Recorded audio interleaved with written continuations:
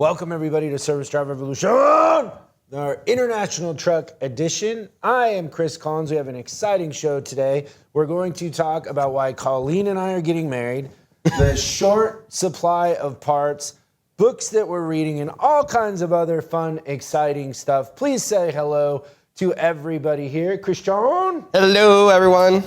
Jeremy, Adam, and the beautiful, my future wife, Colleen. What kind of wedding do you want to have, Colleen? Oh, huge one. Lots of money. Oh, like Princess Diana? Like straight through the middle of town? Princess Diana. She's blonde, too. It'll work out perfectly. I know, right? A very large ring. What would that be like, Colleen, being married to you? Like, are you up at 4 a.m? Like, what's the morning situation? I'm worried about the morning and the coffee in the morning. How does that work?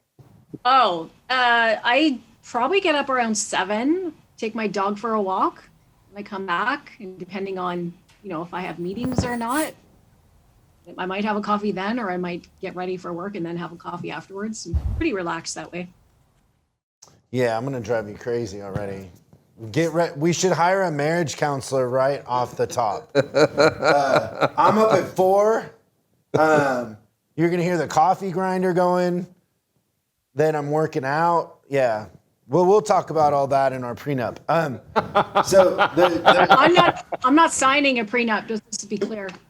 Oh, you will eventually. We'll figure that out. Don't worry. Their first fight. This is so cute. But tell everybody the reason why we're getting married, Colleen. What's the reason? Oh, because I can't just move to the U.S., right? Otherwise, I'd be an illegal alien. I think that's what they call it. So I need a sponsor. Either you need to hire me, yes, or marry me, or hide me. Yeah. So she's not opposed to being an illegal alien. She just doesn't want to get caught. Yeah. That's so interesting. Hiding me, you have to support me too, because obviously I won't be able to work, right? Yeah, maybe the hiring is better. It could be easier than the marriage. Yeah. Cool. What's going on, Jeremy? What's on the top of your head? What are you thinking about? Oh, I thought you were making fun of my hair. As you say, not a lot. Just working our way through 2021, doing lots of trainings, lots of workshops, lots of traveling to dealerships. Yeah, that's pretty much what's going on over here. I can see that my office gets more and more bare and less interesting as the day goes by. So I'm sorry I don't have any more clothes or cat trees or hanging plants in weird places. So It's just a lull. It's okay. It'll come around. Do you feel like you have the best job at International because you actually get to see improvement? Like you get to see people change, systems get better, and maybe at the end of it, the dealers are saying thank you or acknowledging the improvement, where some people that work at International don't get to experience that. Do you ever think about that? I think that my group is in the best position because we kind of interface between corporate and the dealer world. And we spend a lot of time in both. And it's interesting to see the dichotomy between the two. We're a really good bridge between the two. And it is a really good thing to work with a dealer individually that, they've had a couple teams through. They might even have had another consulting group come through. And we're just able to walk them through their process and tell them show them there can be a better way. We'll work with you on creating some new systems, some new processes. But the big thing that we come out of this is we provide them with documented roles and documented processes. And we also present them with 5 things that if you do these 5 things, you're going to be on the road to improvement. And I think breaking it down that way, it's a lot less overwhelming for the dealers than the typical, hey, well, we're better than you. We know more than you. So do these 500 things up here or else you're never going to get that. So. Yeah, the other thing I've experienced when I've been in dealerships with you is you buy lunch. Yes. And the menu choices are questionable. Because I'm trying really hard to stick to a low carb diet, and I feel like you have a thing where you're pro carbohydrates. Carb is short for carbohydrates. I'm going to form a political party that's extremely pro-carb, and that's going to be our only platform. In the winter, that will do really well in Illinois because people are putting on the carbs. I vote nay. That's funny. You know what? Hold on for a sec, if I can just interrupt. What do you have, a parts joke? Well, not really a parts joke, but it reminded me because we're talking about carbs and everything, and I was just curious if you knew, why did the turkey join the band? Why did the turkey join the band? I have no idea. So we could use his drumsticks. It's a drummer joke. I like it. That was just for I was you. on a strategy session yesterday. This happens all the time, and they had the parts manager there, and then I'm like, say it. And they're like, parts hold. It's a mantra now. Yeah, you created a mantra. We really should make those T-shirts. There's no doubt in my mind. There's no parts manager that's offended by that. They think it's funny. Yep.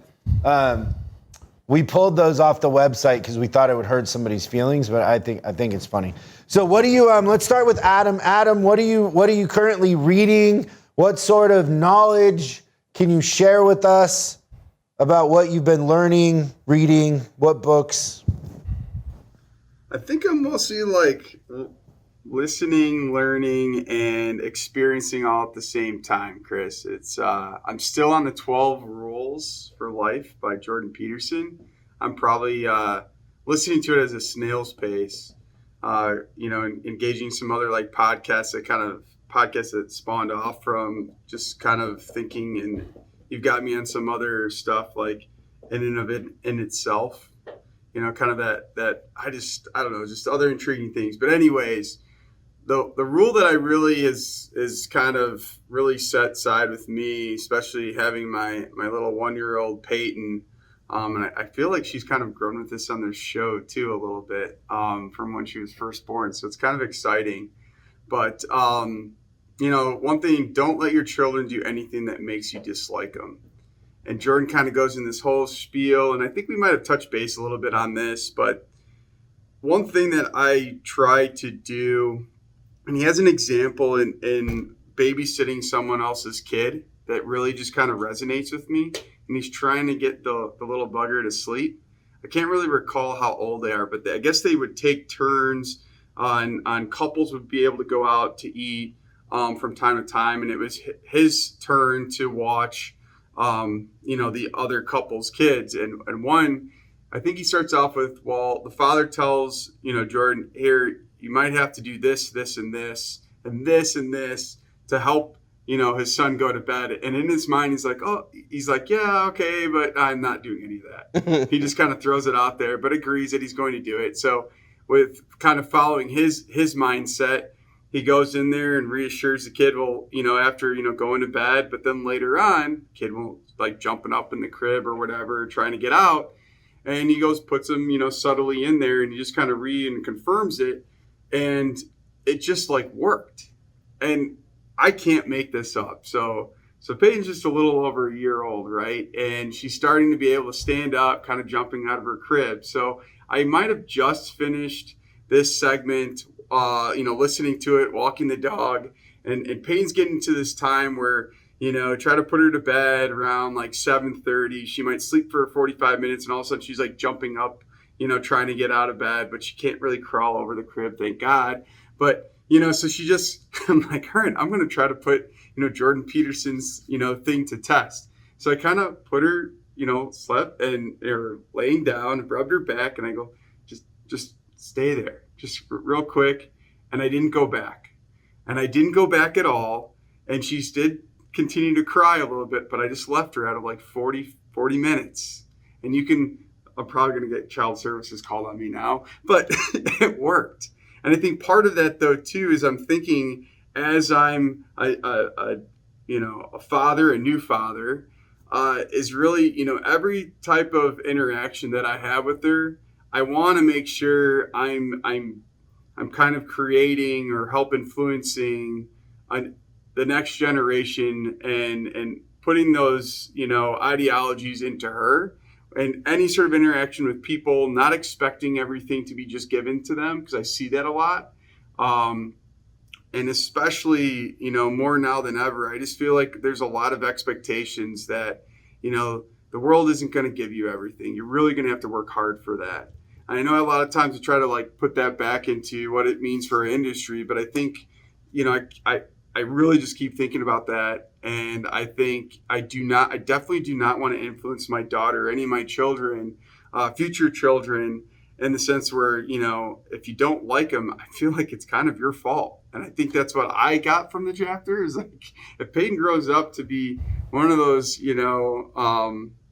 persons out there that people just like don't like to work with, very challenging to work with, I take that ownership. That's probably on my shoulders, right?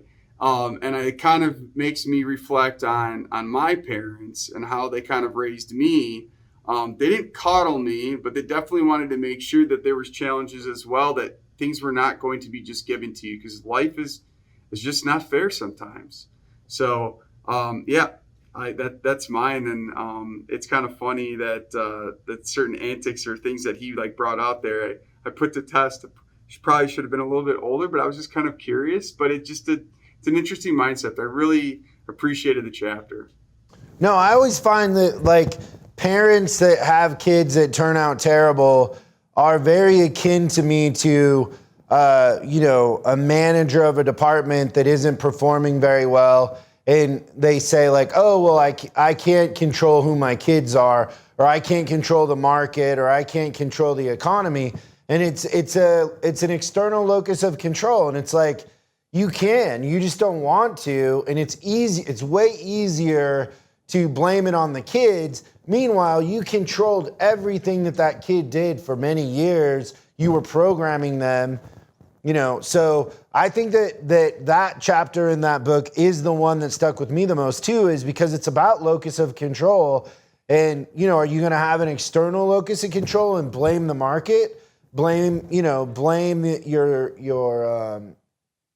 the manufacturer, whatever it is, you can find something to blame. The other thing that I think Jordan leaves out of that I think is really important in your parenting, Adam, is self-esteem. She needs to have self-esteem. And so when you're raising her, do not raise her to be a Bears fan. You're gonna want to steer her towards like the Seahawks, somebody that wins all the time, because going to Soldier Field in the winter, in the cold, losing over and over and over, it's going to affect her self-esteem. It is. No, man, it's called perseverance. She's going to keep trying. It's always next year. I got her as a Sox fan. Here's a Bears fan for you. Listen to this. Goodness gracious. And Adam's a double whammy because he likes the Sox and the Bears. Like he's just glutton for punishment for sure. Yeah. You know what I really thought you were going to say was missing from the Jordan Peterson chapter about parenting was the use of chloroform. but maybe I was wrong. That is not. No, I guess that wasn't what you're missing. Oh, okay. No, not really. Thanks, Christian. Yep, that's really good though, Adam. How about you, Colleen? What have you been reading, podcast? What has it been inspiring you or making you think lately? So just listening to Adam confirms why I never had children. I mean, I have a hard time conducting having to influence a little person and making sure that they turn out okay. Listening to Adam is a lot like birth control. Too much pressure. You know what's birth control for me, Colleen, is to go to Disneyland. Yes. Well, it's pretty much anywhere there are small children, like even if they're just walking down the street crying, that's pretty much. We should honeymoon at Disneyland. What? We could honeymoon at Disneyland. Yeah, no, thank you. She's not participating in that at all. What I'm reading, as you know, since we always have this theme about me having commitment issues, that really hasn't changed. I am still reading Never Split the Difference, and I thought I was a little farther along in that book, but I'm actually only at 9%. That's really sad. And I started reading Atomic Habits. I'm at 27% on that one. It's pretty good.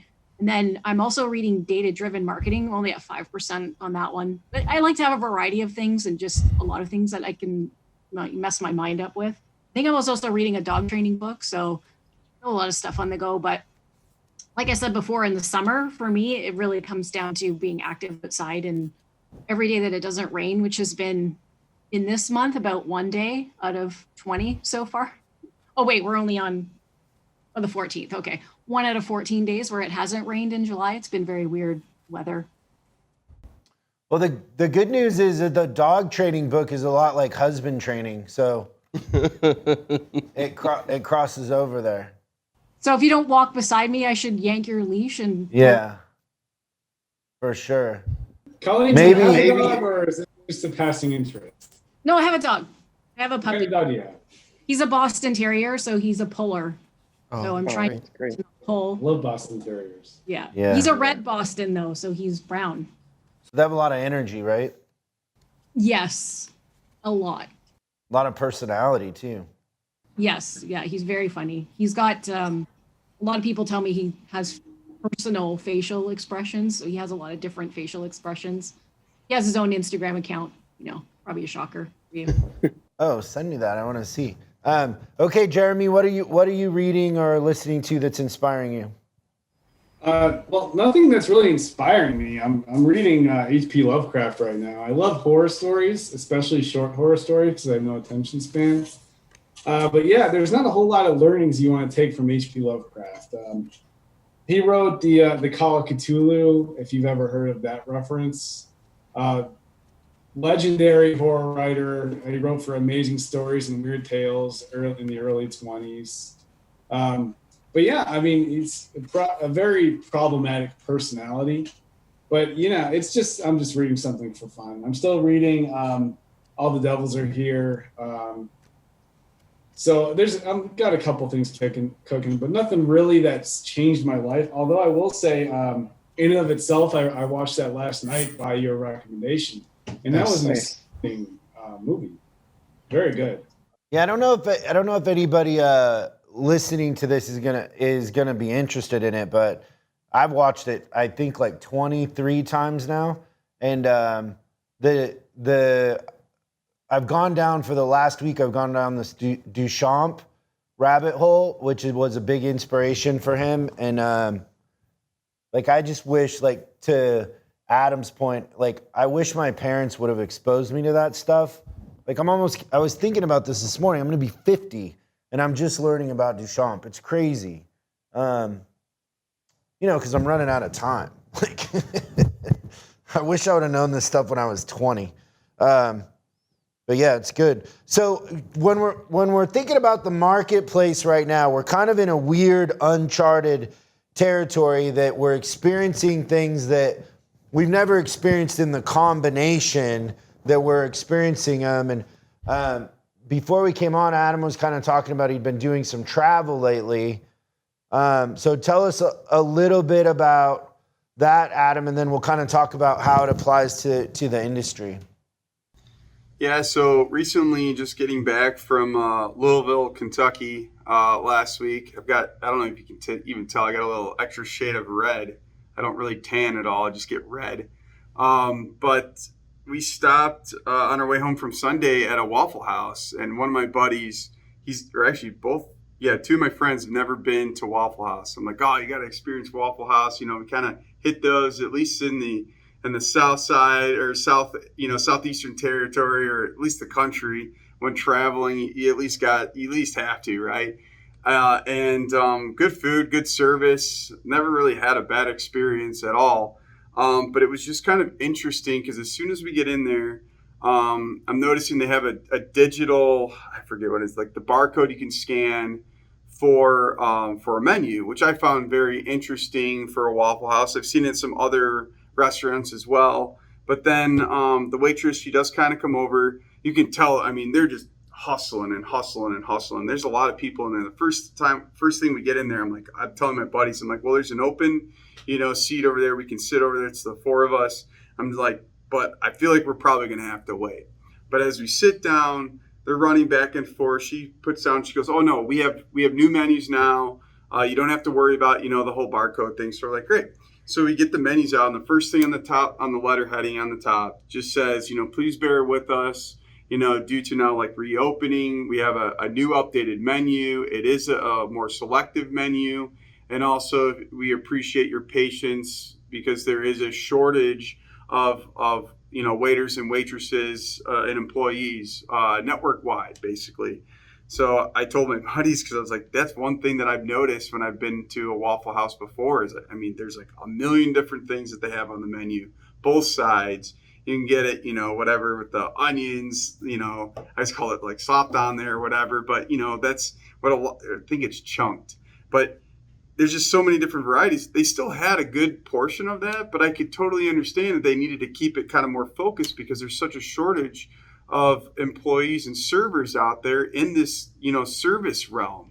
I went to Nashville a few weeks ago and the same thing, going into restaurants, we were hearing that, even people with reservations that they still had to wait an hour until they were actually seated.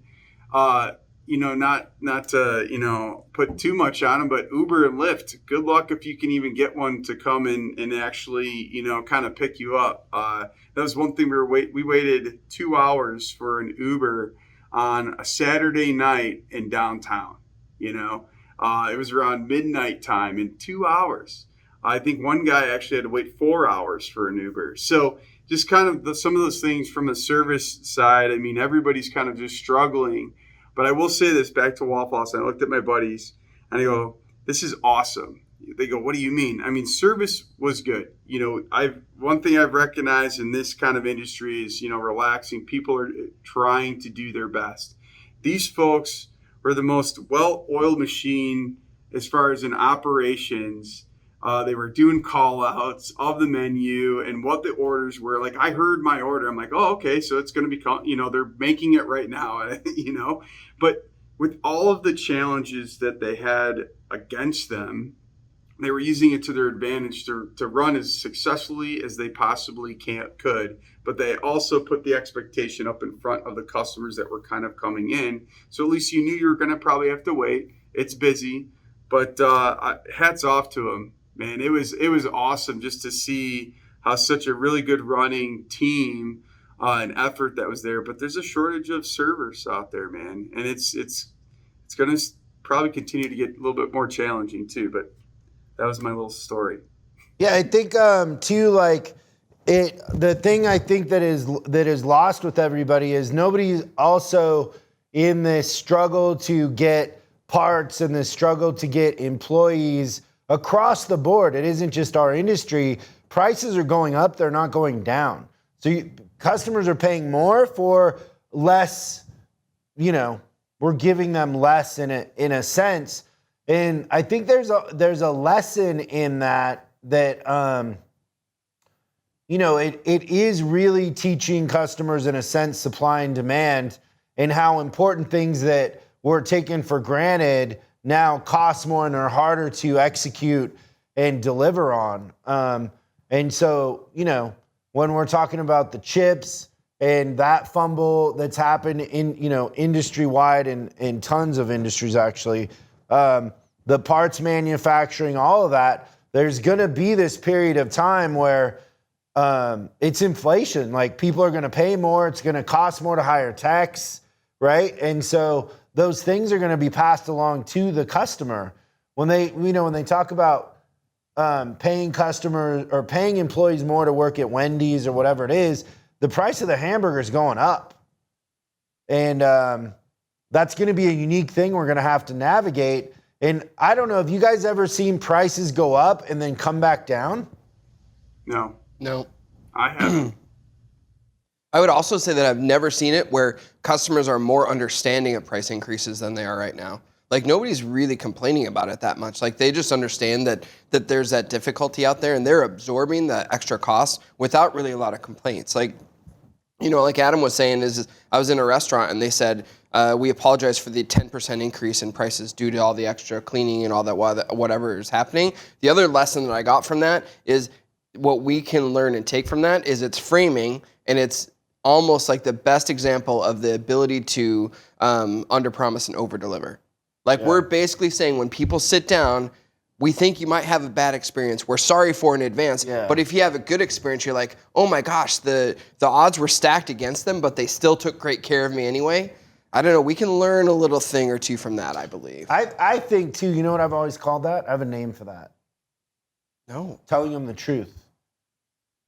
Like I always thought, like I remember this situation when I'm 19 or 20 when I'm going through this, but I worked at this dealership in Seattle. Just what a disaster it was. And you would write up, so the customers would come in and there were no specific appointments. You would just write people, like you would just write.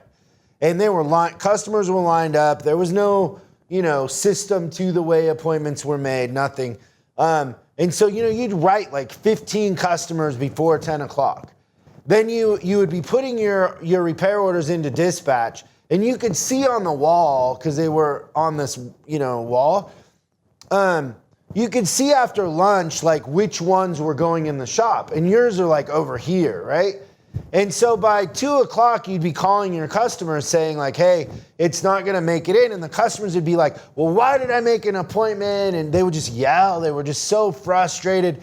And the frustration was just an extension of the tension in the morning of how we process the customers. It was just chaos. And I figured out kind of just because I was so tired of being yelled at is I started telling customers in the morning, like, hey, we're a little shorthanded and we didn't finish the work that we had yesterday, so we're starting today off behind.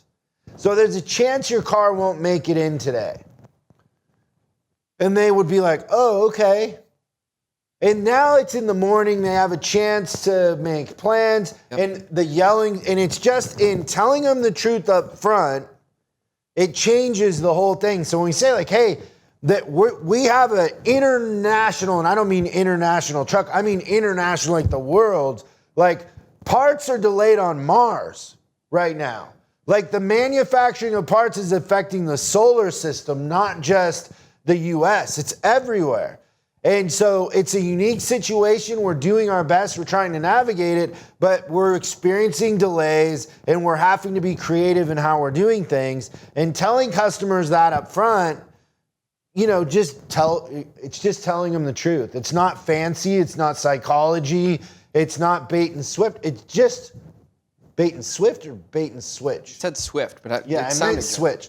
But it's just telling them the truth, I think. What do you think about that, Colleen? So I was listening when you were talking and you had mentioned something about not having a lot of time left. And I know this is kind of outside of what we're talking about, but it reminded me of this. I don't know. Have you ever heard of a memento mori? No. So it's basically squares of your life from when you're born until 90, where you expect to live to.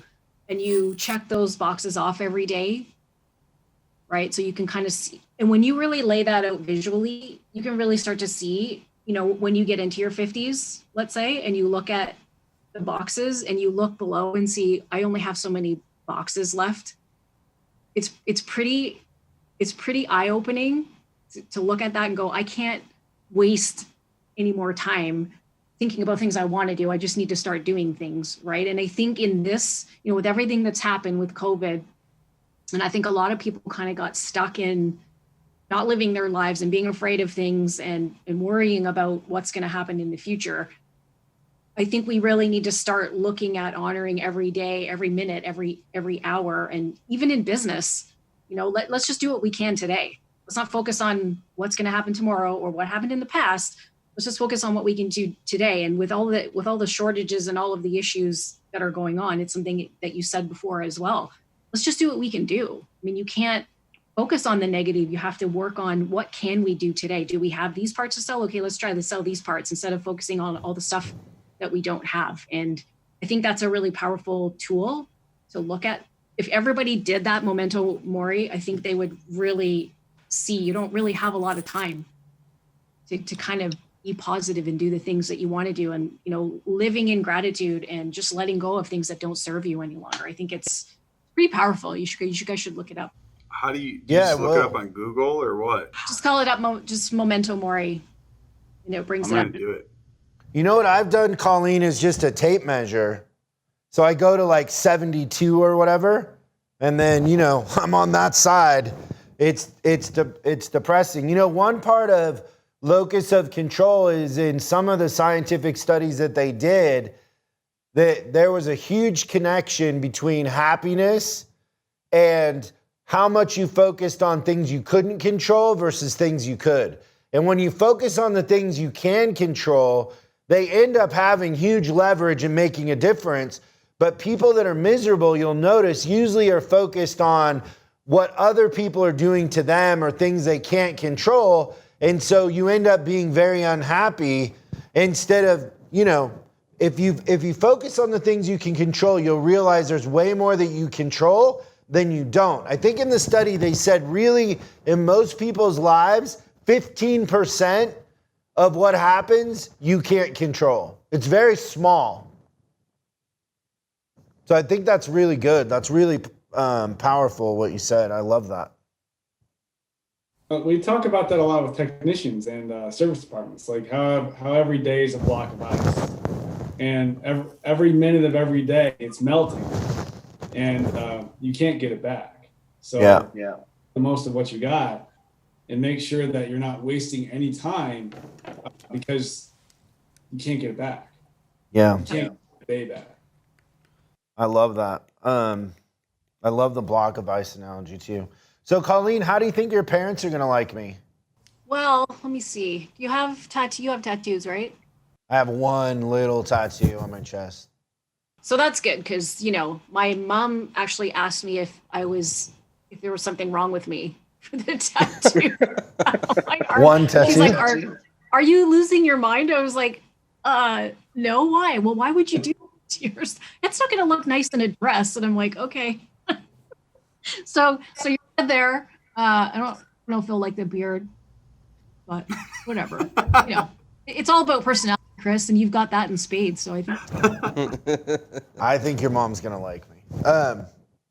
That's great, awesome. Well, that's good stuff, you guys. And I do think like we can't talk enough about how, like Colleen was saying, is this COVID thing. If it's taught us anything, that we need each other, and you know we choose how we decide to look at things. And a lot of people going into COVID panicked, they flipped out, and now in hindsight, looking back, you know, we're all still alive, we're all here, and we all have opportunity.